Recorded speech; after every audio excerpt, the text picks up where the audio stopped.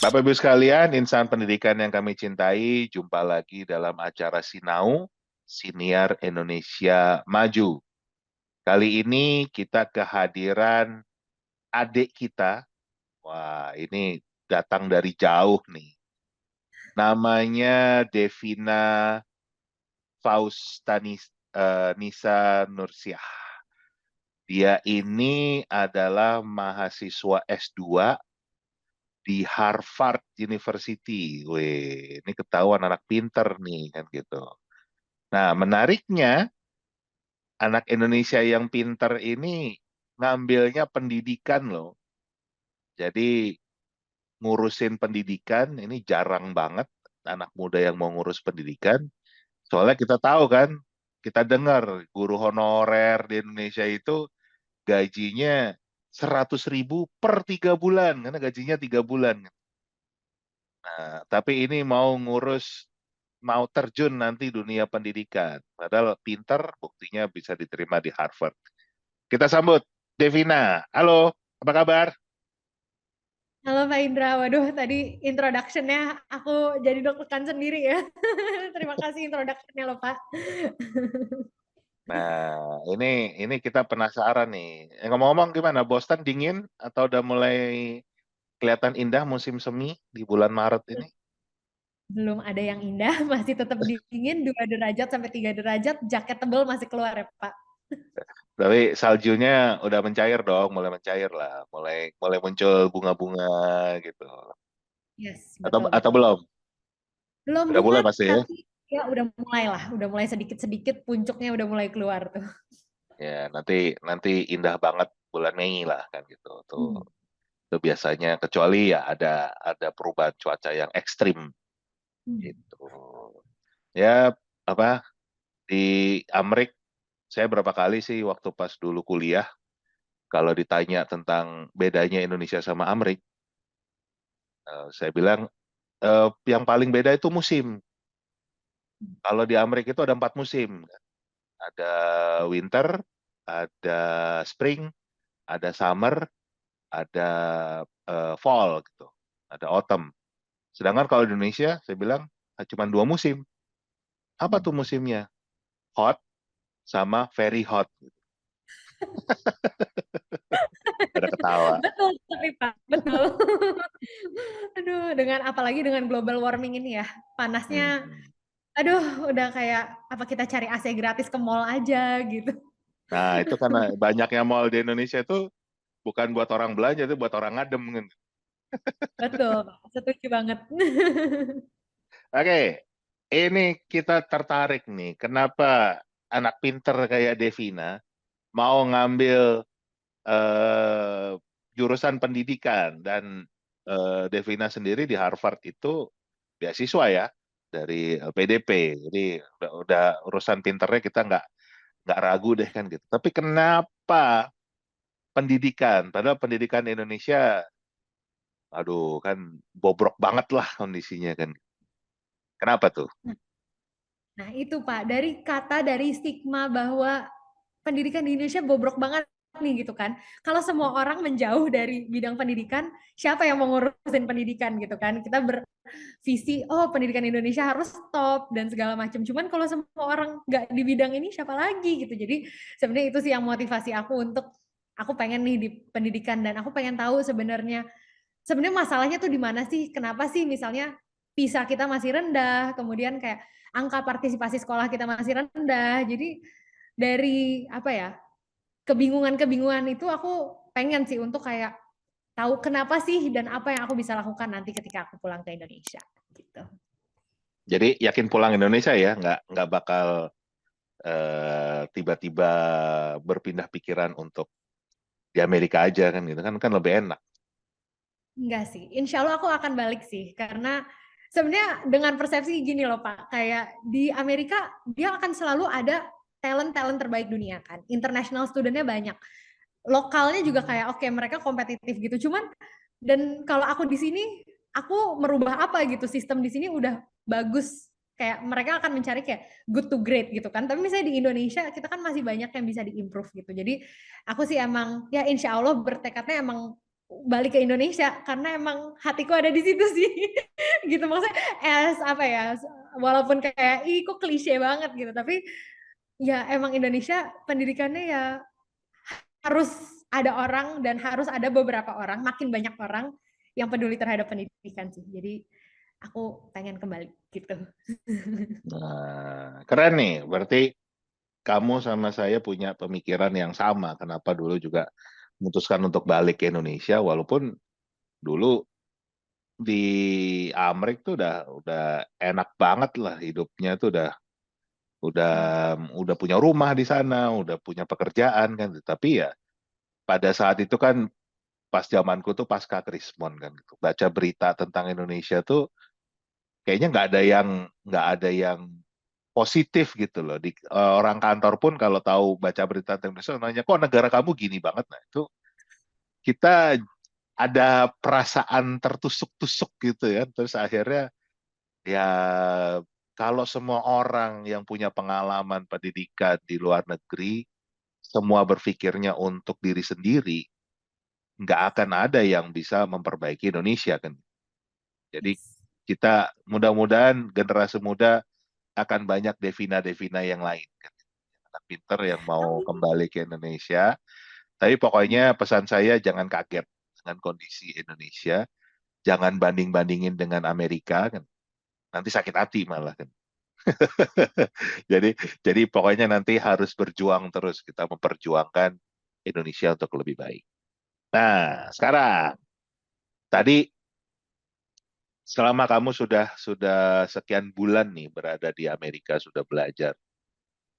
Kamu ngerasain sendiri nggak apa perbedaan cara belajar mahasiswa di Indonesia dengan cara belajar mahasiswa di Amerika? hmm, yes, pastinya merasakan ya Pak. Ada Hmm, kaget-kagetnya juga ketika aku baru ke sini. Wah, kok bacaannya banyak banget gitu. Hal yang paling menurutku menonjol adalah pre-reading itu gitu. Jadi sebelum kelas kita diminta untuk baca materi. Setelah kelas kita ada PR gitu. Jadi kok untuk satu kelas ini persiapannya banyak banget ya gitu. Tapi itu juga jadi di kelas kita nggak cuma nyatet duduk dengerin dosen, tapi kita berpartisipasi aktif, kita diskusi. Dosen juga nanya ke kita, oke menurut kamu ini gimana? Dan itulah kita melatih decision making kita menarik kesimpulan dan skill-skill itu gitu Pak. Jadi itu sih perbedaan yang aku benar-benar ngerasain dan bikin aku kaget. oke. Hmm. Kamu kan masuknya S2 ya, sedangkan dulu aku masuk dari S1 nih. Jadi Hmm. jadi mau sharing juga nggak tahu kamu punya pengalaman yang sama atau enggak. Dulu tuh Hmm. waktu aku masuk S1 itu ada kelas-kelas di S1 yang ternyata waktu di Indonesia dulu dari zaman SMP udah kita dapetin gitu loh. Jadi kayak disebutnya karena dulu aku ngambil bisnis ya, matematika for business misalnya. Itu sama dengan aljabar sebetulnya dengan aljabar zaman SMP. Apa eh, jadi begitu kita dapat materi itu, kita udah ngerasa anak paling pinter aja karena udah kita dapetin dari zaman SMP kan gitu loh. Dalam hati segini doang nih pendidikan Amerika nih, segini doang anak-anak Amerika nih. Jadi memang nilainya A kan gitu loh karena udah nguasain banget, sedangkan kita merasa jauh lebih pinter daripada anak-anak Amerika. Hmm. Tapi begitu itu kan kita bicara semester pertama, semester kedua ya. Giliran udah masuk ke tingkat junior, apalagi senior, jadi kita bicara semester 5 ke atas kan gitu. Itu tiba-tiba anak-anak Amrik yang tadinya anak-anak bule, anak-anak hitam yang tadinya kita kita pikir lebih bodoh dari kita, tiba-tiba kita lihat jadi lebih pinter dari kita. Kenapa? Karena tiba-tiba mereka itu bisa ngomong, bisa diskusi ke dosen kita tentang hal-hal yang nggak ada di buku teks, yang nggak pernah dijelaskan oleh dosen di dalam kelas. Tiba-tiba bisa ngomongin kayak kayak zamanku dulu aku ngambilnya finance, ya kan? Tiba-tiba ini dia ngomong tentang masalah kasus eh, perbankan gitu, yang mengenai bank apa gitu, atau ada yang bahas tentang asuransi, ada yang bahas tentang apa? stock market kan gitu loh. Jadi saham kan gitu. Yang buat saya jadi bingung kan gitu. Ini anak kok jadi pinter ya? Kok tiba-tiba ngomongin ngomongin hal-hal yang nggak ada di buku, yang nggak pernah dibahas sama dosen, tapi menjadi sebuah diskusi di dalam kelas gitu loh. Jadi dan mereka tuh saling saut menyaut, punya data, punya info yang betul-betul apa nggak kosong gitu loh, betul-betul isi, betul-betul diskusinya diskusi nyata. Sedangkan kita ini bingung kan. Nah, di situ aku ngerasain, oh ternyata cara belajar yang kita selama ini lakukan, itu kan kita selalu belajar dengan apa yang diberikan oleh dosen, apa yang diberikan oleh guru, apa yang ada di buku teks, dan kita persiapannya menghadapi tes. Gitu. Sedangkan anak-anak Amerika ini malah sudah terbiasa belajar itu adalah belajar dari mana aja. Jadi ternyata mereka datang ke seminar, mereka ketemu pakar, ngobrol dengan siapa saja, baca koran ini. Jadi kasus-kasus nyata di dunia itu mereka bawa ke dalam kelas menjadi sebuah diskusi, diskursus yang sangat intelektual kan gitu dan mengena kan. Kamu ngerasain itu nggak? Betul Pak. Mereka tiba-tiba insight-nya banyak aja gitu. Terus kayak, ini kok kayaknya nggak dibaca ya kemarin di persiapan kelas kita, kok kayaknya materinya bukan ini. Kok dia nanya itu, gimana ya dia taunya gitu. Tapi dan kalau misalnya kayak gitu, biasanya aku nanya, emang tahu dari mana sih? Dan mereka kayak, oh nggak, ketika baca buku materi buat kelas itu misalnya, ya udah mereka nggak ngerti. Oh mereka buka lagi, mereka cari sumber lagi. Jadi kayak mereka apa ya? Inisiatif kali ya Pak bahasanya, atau inisiatifnya tuh untuk mencari hal-hal yang nggak cuma untuk kelas itu aja, nggak cuma untuk materi itu aja, tapi mereka expand gitu. Jadi aku kayak mengagetkan juga sih, dan itu cara belajar yang menurutku sesuatu yang baru dan sesuatu yang nggak aku kebiasa setelah Ya. bersekolah di Indonesia gitu. Ya, tapi kan ternyata kalau menyambung ke apa yang kamu pelajarin, ilmu pendidikan, ya cara belajar yang benar ya seperti itu. Ya kan? Kalau kita bicara risetnya Jacques Delors, bicara tentang 4 pilar pembelajaran abad 21, itu kan cuma 4. Learning to know, learning to do, learning to be, learning to live together. Kan cuma 4 itu sebetulnya esensi dari pembelajaran itu ngajarin learning how to learn kan sebetulnya gitu. Nah, how to learn itu nggak cuma dari buku yang kita kita dikasih kan, nggak juga cuma dari dosen, tapi dari berbagai sumber kan, dari Yes. seminar, dari internet, dari media, dari pakar, dari banyak hal lah kan, yang di Indonesia Betul. nggak pernah dikenalkan dan pada ujungnya belajar itu untuk mendapatkan ilmunya, bukan nilainya, bukan ijazahnya, bukan gelarnya kan. Itu yang perbedaan mendasar di Indonesia yang sepertinya kita apa ya istilahnya tersesat, kita salah arah nih kan gitu. Jadi pendidikan Indonesia sangat orientasinya ke skor, orientasinya ke ijazah, ke sertifikat, ke gelar kan gitu. Jadi orang bangga banget kan punya gelar yang panjang-panjang kan gitu. SPD, MPD, PhD, KUD, BUUD, semua dipasang semua kan begitu.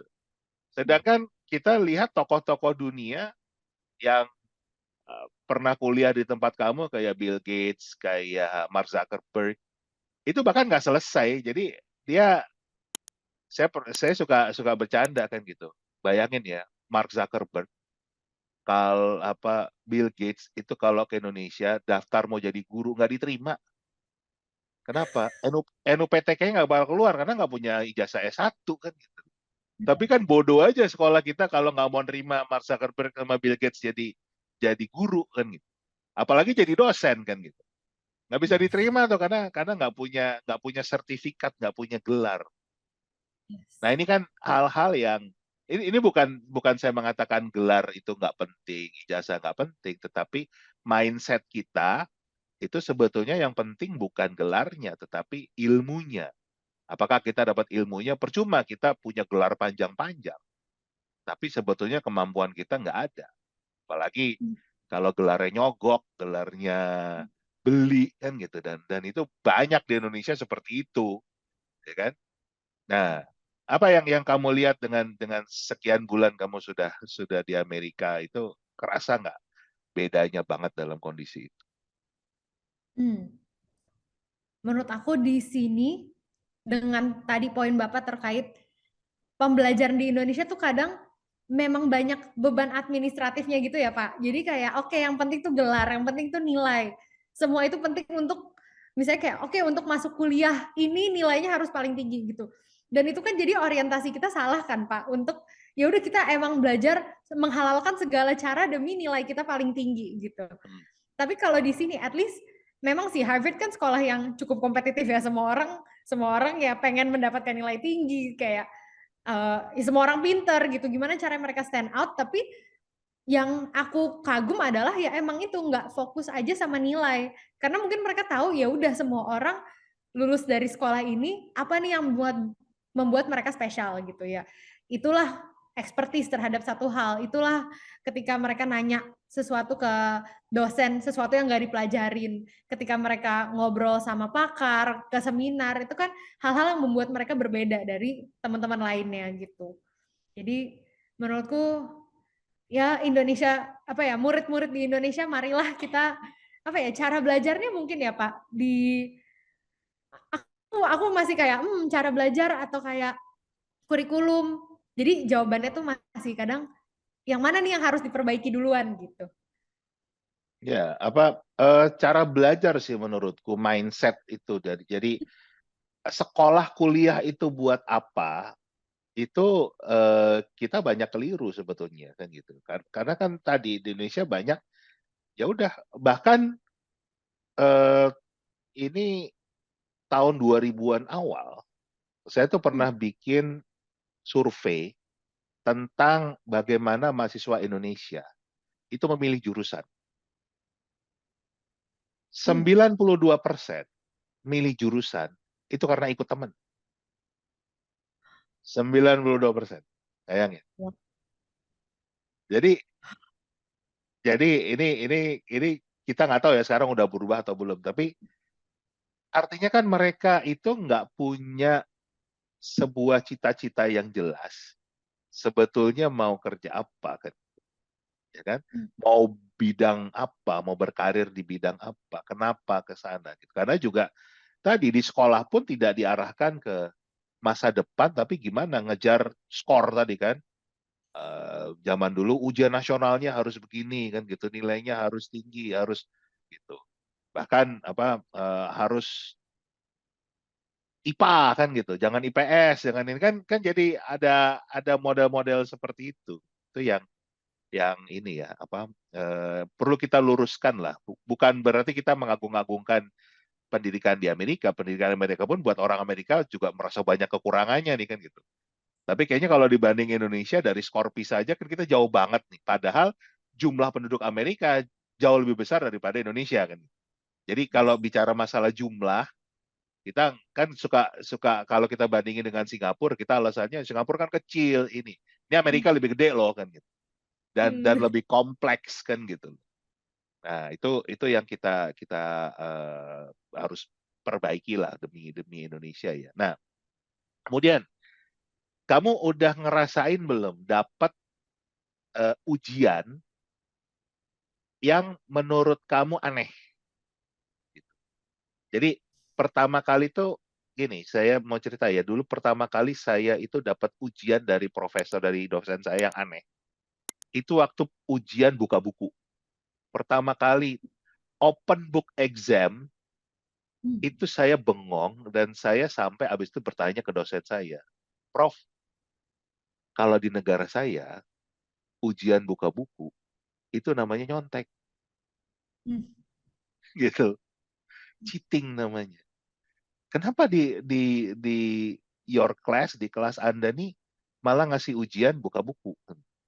Nah, ini kan juga salah satu bedanya ya. Kalau dosen di Amrik itu sama mahasiswa itu egaliter gitu loh. Jadi nggak merasa oh saya lebih hebat, saya lebih tinggi. Kita malah didorong untuk bikin janji sama dia, ngobrol di kantornya, ngobrol di kafetaria atau janjian di mana, bahkan kadang-kadang seminar bareng gitu loh. Itu yang kita juga juga suka. Jadi dia juga ikut belajar gitu loh, bukan bukan karena dia dosen terus dia nggak mau belajar gitu. Kita suka malah malah ke situ, ini mau ada seminar ini nih. Jadi mereka malah ngajak-ngajak kita untuk belajar dan dia ikut belajar. Itu hubungannya egaliter. Nah, saya tuh kaget waktu dia ngomong begini. Oke, kamu kuliah buat apa? Ya minimal saya bilang saya persiapan buat nanti masa depan saya kerja. Oke, katakanlah kerja gitu dia bilang. Bayangin, pada saat kamu kerja, kamu diperintahkan sama atasan kamu untuk membuat sebuah laporan. Kamu boleh nggak cari referensi, buka referensi dari manapun, dari buku, dari riset, dari koran. Saya bilang, ya harus dong kalau saya bikin laporan, saya harus buka referensi. Berarti saya udah benar dong. Kalau kalau malah saya melarang kamu buka buku, berarti saya nggak sedang menyiapkan kamu untuk menghadapi dunia kerja. Karena kamu bilang sendiri di dunia kerja kamu harus cari referensi. Nah makanya ujian saya adalah kamu harus cari referensi yang benar. Saya bilang bener juga gitu.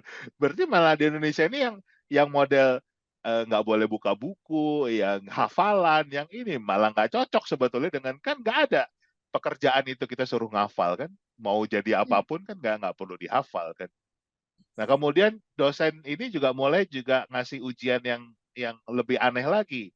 Setelah ujian buka buku ada ujian bersama.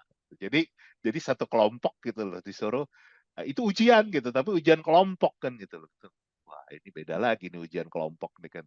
Terus habis itu ada ujian bawa pulang gitu. Jadi ujiannya suruh bawa pulang kerjaannya di rumah kan gitu. Wah, ini pengalaman baru. Nah, kamu ngerasain gitu nggak? Hmm.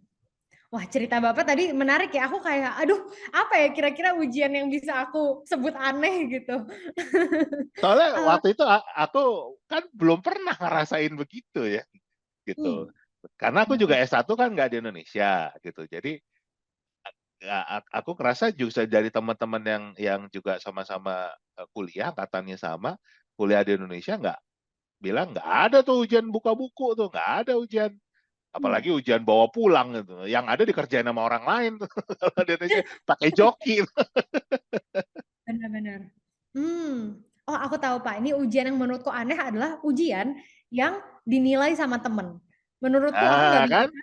Iya, Ya, aku nggak ya. biasa karena kan kalau di Indonesia ya pasti dosen kan yang selalu ngasih kita nilai, oh ini nilainya segini gitu.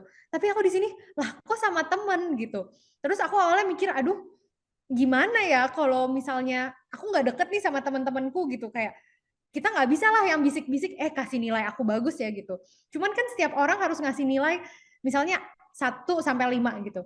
Setiap penilai harus kasih apa ya kayak kenapa sih nilai ini dikasih ke orang ini gitu. Jadi menurutku aku juga jadi kalau ketika menilai orang bukan dari aku kenal dia jadi nilainya dia tinggi gitu. Tapi ya dari kualitas dia, dari pekerjaan dia kira-kira nilai ini dia patut nggak ya dapat nilai ini gitu sih. Jadi itu sesuatu yang menurutku sesuatu yang baru ya, nggak pernah nih aku gitu.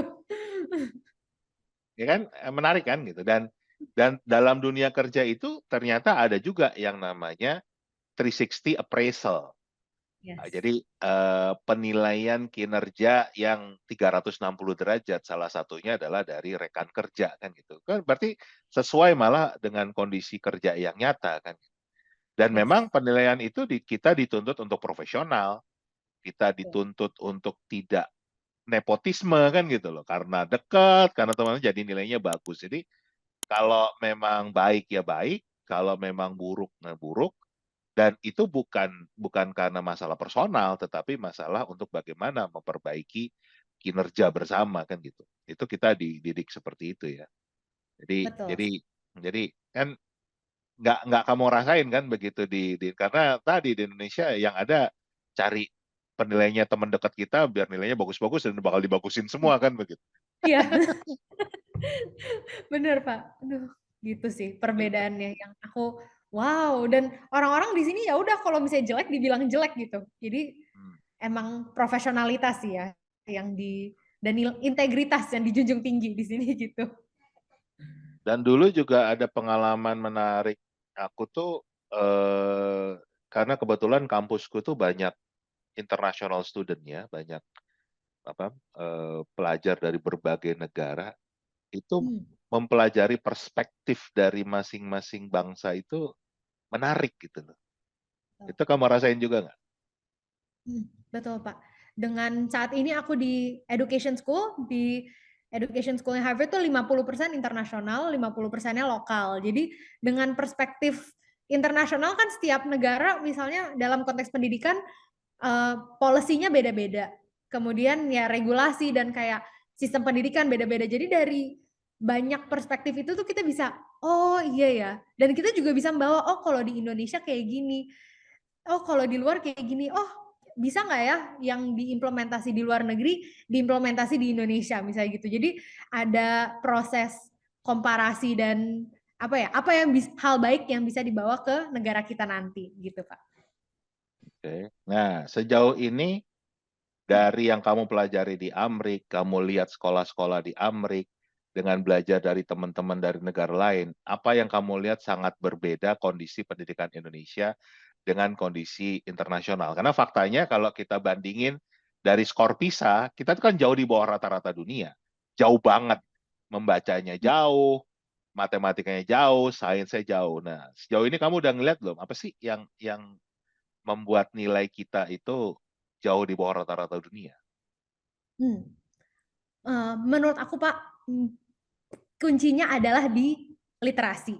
Karena orang-orang di sini mereka suka banget membaca ya Pak. Kadang aku juga kayak, oh ini kalau ke perpustakaan gitu, hari Minggu perpustakaan bukan yang di kampus, tapi perpustakaan yang di tetangga sebelah gitu loh, kayak di neighborhood aja, kok Ya. rame isinya anak-anak dibacain cerita sama orang tuanya, atau enggak ya anaknya emang baca sendiri gitu. Jadi mungkin ketika budaya itu ditanamkan, itu akan berkembang terus kali ya Pak. Jadi dengan budaya literasi ditingkatkan di Indonesia, menurutku siswa Indonesia potensinya juga nggak kalah gitu sama orang-orang di sini. Kalau menurut Pak Indra gimana? Ya, itu sama observasi yang saya dapatkan. Kenapa kemampuan belajar anak Indonesia itu lemah, rendah Hmm. sekali kemampuan literasinya, karena juga sebetulnya cara kita dalam membangun literasi pun salah.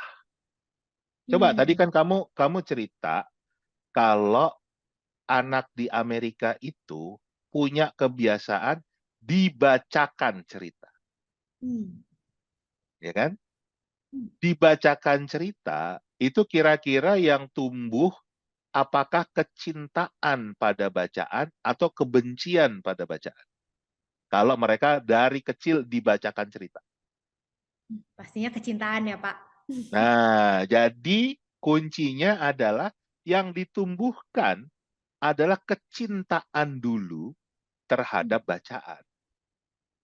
Sedangkan kalau dibandingkan anak-anak kita nih, Hmm. mulai dari PAUD ya, itu sudah dipaksa untuk bisa membaca. Orang tuanya itu bahkan membimbelkan anak-anaknya belum sekolah itu dipaksa bisa membaca. Kalau sesuatu yang dipaksa, kira-kira benci atau cinta? Saya suka nanya kalau ke guru-guru nih, kadang Hmm. banyak kan guru-guru ibu-ibu. Saya suka nanya gini, Bu, kalau ibu milih, ibu lebih milih suka sama suka atau diperkosa? Nah, semua pasti bilang suka sama suka dong Pak, gitu masa diperkosa. Nah, kalau ibu sadar itu, kenapa Anda memperkosa anak-anak kita?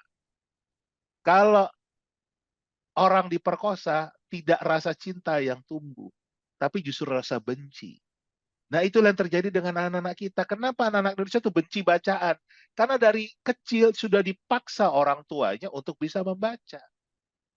Simpel kan? Nah, Betul. program pemerintah pun kan, mungkin kamu pernah dengar ya, gerakan literasi nasional, gerakan literasi sekolah. Itu isinya apa? Memaksa anak membaca buku 15 menit sebelum kelas dimulai. Apa? Paksa lagi kan gitu. Padahal Hmm. harusnya yang kita buat adalah gerakan membacakan cerita. Dan membacakan cerita itu nggak harus guru membacakan ke siswa, tapi dari siswa membacakan ke siswa, dari kakak kelas membacakan ke adik kelas kan. Jadi jadi itu akan menjadi sebuah ekosistem yang akhirnya mereka menumbuhkan kecintaan dulu. Karena apa? Ini yang dibaca cerita ya kan gitu loh. Jangan buku teks pelajaran, karena yang kita baca tuh buku teks pelajaran tadi kan buat ngejar nilai. Ini kalau Hmm. cerita itu kita bahkan bisa mengurangi bullying karena yang dibacakan cerita-cerita heroisme. Bagaimana yang kuat melindungi yang lemah misalnya. Itu bisa mengurangi bullying loh. Betul sih Pak. Dengan budaya kurang membaca itulah yang impact-nya kan akan long term ya Pak. Dari Oh ya, kecil kita dipaksa, oke, baca nih harus bisa baca gitu. Cuman jadi sebel kan sama bacaan. Jadi kayak ya udah baca tuh sekedarnya. Butuh buat nilai, oh ya udah baca deh gitu kan. Tapi nggak dari apa ya, internal diri sendiri, oh pengen tahu nih jadi harus pengen baca gitu. Jadi itu sih Pak impact-nya, nggak cuma ketika masa kecil itu aja, cuman itu akan panjang ke depannya. Maka dari itulah literasi Indonesia dipisah kan 15 tahun anak belum, nggak semua anak, presentasinya sangat kecil ketika anak harus merangkum bacaan atau kayak mencari kesimpulan gitu. Nah ya. itu Pak. Kamu udah lihat juga berapa jumlah mata pelajaran per semester yang diambil anak Amrik? Kita bicara anak SD, anak SMP, anak SMA. Udah lihat belum bandingin sama Indonesia? Aku belum lihat sih Pak kebetulan. Rata-rata tuh satu semester sekitar maksimal itu 6 mata pelajaran. 6 untuk 6, SD, kan gitu. SMP, SMA. Untuk rata SD sampai SMA itu rata-rata 6 mata pelajaran. Hmm. Itu yang sedangkan kita 18 mata pelajaran. Ya kan? Gila kan gitu. Wah. Ya, jadi kita 3 kali lipatnya dari anak-anak di Amrik kan. Logikanya harusnya kualitas mutu kita 3 kali lebih baik dong dari Amrik karena kita 3 kali lipat, tapi kan faktanya enggak. Nah, jadi bukan berarti eh, apa more itu better kan gitu. Bukan berarti lebih itu lebih baik. Bahkan kondisi ini adalah less is better. The Betul. more is less is more kan. Jadi Hmm. bukan masalah jumlah materinya, jumlah mata pelajaran, tapi tadi kan nyambung ke cerita saya di awal. Kenapa anak Amerika baru belajar materi matematika SMP di Indonesia saat kuliah? Karena memang nggak dibutuhkan, buat apa belajar banyak-banyak kan gitu, materinya nggak dipakai juga. Saya tuh sampai hari ini sekalipun belum pernah make yang namanya sinus kosinus tangan dalam kehidupan saya. Saya juga nggak pernah Pak, itu juga Nah cuma, kan, aduh, Nah, saya kamu, belajarnya kamu ngap-ngapan gitu. nah kan sama kan gitu loh. Jadi kan kita berpikir, jadi sebetulnya buat apa kita dulu belajar, susah banget tuh belajar sinus kosinus tangan tuh kan gitu, ingat banget. Tapi sekarang ini sampai hari ini tuh sekalipun belum pernah dipakai. Dan anak Amerika itu nggak ada yang belajar seperti itu, kecuali mereka mau memilih memang mendalami bidang matematika, karena mereka kan modelnya boleh milih kelas ya kan gitu. Nggak. Kalau kita kan wajib semua kan. Itu beberapa hal lah yang membedakan. Nah, kalau kamu udah datang ke beberapa sekolah di sana. Yes, kemarin aku sempat visit sekitar SMP, SMA sih Pak. Untuk SD aku belum pernah, jadi mungkin salah satu hal yang harus aku lakukan sebelum nanti pulang. Oke. Hmm. Apa yang kamu lihat perbedaan antara public school di Amerika dengan public school di Indonesia? Oke. Mungkin 2 observasi karena kemarin aku ngerjain project terkait hal ini, jadi aku tahu gitu. Hmm. Yang pertama mungkin cara uh, cara guru mengajar itu sangat berbeda. Jadi ketika aku selalu punya bayangan kalau guru tuh selalu ngajarin konten gitu. Tapi ketika di Amerika ini mereka sangat menghargai opini gitu. Jadi guru selalu nanya ke anak gitu. Mulai dari kecil kayak, oke, menurut kamu gimana? Atau kayak, kamu bisa ngambil keputusan apa nih dari materi ini? Misalnya kayak gitu. Jadi dengan anak diajarkan untuk berani beropini, itu menurutku sesuatu yang wow. Makanya anak-anak di sini kan kalau punya opini ya udah pede aja nyebut nyebut dulu gitu. Nah, terus Dan pede mungkin yang banget, kedua, iya pedenya pede banget gitu. luar biasa kan gitu. Bener Pak. Mungkin dan yang kedua adalah dari kecil anak tuh udah diekspos dengan berbagai hal. Contohnya dengan karir, dengan Ya. college awareness gitu. Jadi mereka dari SMP udah kayak oke, ini loh kehidupan di kuliah, bahkan kayak study trip anak SMP itu ke kuliah, terus kayak mereka bisa ngerasain kelas-kelas di kuliah tuh kayak gimana. Dan menurutku wow, aku study trip SMP baru ke museum aja nih gitu. Menarik gak ya kalau misalnya anak SMP visit ke kuliah dan kayak bener-bener nggak cuma keliling kampus gitu, tapi juga ngerasain oh ini ya rasanya kuliah, oh ini ya dosen gitu. Jadi itu menurutku menarik banget sih perbedaannya gitu Pak. Ya. Dan itu memang dari kecil mereka udah punya cita-cita yang betul-betul mengena di hati dan nggak pragmatis gitu loh. Jadi saya juga dulu pernah pernah riset kecil-kecilan ya kan gitu untuk melihat bagaimana anak-anak di luar negeri itu, contoh di Amerika kan, misalnya dia tanya begini, kamu besar mau jadi apa? Saya mau jadi polisi. I want to become a police kan gitu, police officer. Kenapa? Kan kita ditanya. "Um, because I wanna fight the bad guys kan gitu. Saya mau melawan kejahatan." Kan keren gitu loh. Jadi mereka sudah bisa membedakan antara kejahatan dan kebaikan dan mereka mau mengambil sisi kebaikan kan gitu loh. Hmm. Nah, saya juga pernah melakukan hal yang sama di Indonesia. Saya tanya misalnya ada, dan ini kalau anak-anak kecil itu nggak jelas jawabannya, kenapanya itu nggak jelas kan. Tapi kira-kira udah SMP itu udah bisa jawab. Misalnya ada juga yang mau jawab, saya mau jadi polisi. Kenapa kamu mau jadi polisi? Karena keluarga saya miskin. Hah? Berarti dia Hmm. mikir kalau jadi polisi kaya dong kan gitu. Hmm. Kan nggak nyambung gitu loh dengan sebetulnya peran polisi itu apa. Kan kalau tadi anak Amerika tuh bisa jawab, karena saya mau melawan kejahatan. Sedangkan kalau ini, karena keluarga saya miskin. Loh, beda banget ya berarti ya. Cara pandangnya melihat pekerjaan itu hanya sebatas pragmatisme. Hanya sekedar untuk mencari uang, dan karir itu bukan bidangnya yang memang dia mau melakukan itu, tapi bagaimana mencari uangnya. Dan merasa misalnya jadi polisi itu uangnya banyak kan gitu. Padahal kan harusnya nggak begitu kan gitu loh. Polisi itu bukan bukan tempat nyari uang kan gitu. Polisi untuk melindungi masyarakat, menjaga ketertiban. Itu karena betul sekali kita nggak pernah diekspos untuk bagaimana karir ke depan, apa bagaimana pilihan-pilihan. Makanya saya juga pernah bikin survei dulu, rata-rata anak Indonesia itu milih jurusan pun ikut-ikutan temen gitu. Jadi nggak pernah punya betul-betul sebuah dreams kan gitu loh. Saya mau begini, saya mau begini, saya mau begitu. Itu yang membedakan deh kan gitu. Nah, jadi intinya Indonesia akan butuh Devina-Devina yang lain nih. Jadi target kapan lulus? Insya Allah 2 bulan lagi sih Pak lulus. Wah, luar biasa. Cepat juga ya berarti program kamu ya untuk mastersnya gitu. Master of Education berarti ya gelarnya. Master Education betul Pak. Oh, Dalam waktu setahun, setahun kurang dari setahun sih. Oke, ya mudah-mudahan ini, dan saran saya jangan langsung pulang, ambil dulu practical trainingnya yang 1 tahun.